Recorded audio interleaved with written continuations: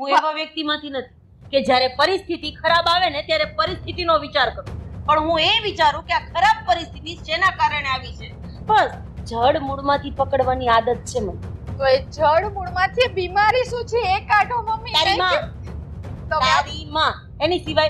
અને હવે મને સમજાઈ રહ્યું છે કે જો મારા સંતાનને આટલું દુઃખ આપે તો મને તકલીફ થાય, એ વાત તો સમજવામાં આવે છે. હવે એના સંતાનને હું દુઃખ આપું તો એને કેટલી તકલીફ થાય.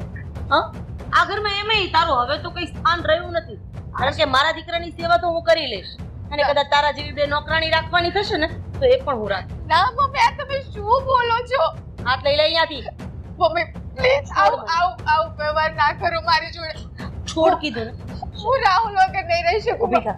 હું આ ઘરમાંથી નહીં જાઉં મમ્મી. ઊભી થા કીધું ને. હું લગ્ન આ ઘર કરીને આવી છું આ છોડીને ઘરમાં. તારા પપ્પાના ઘરે જ જવા દે. હું નહીં જાઉં મમ્મી, હું નહીં જાઉં મમ્મી.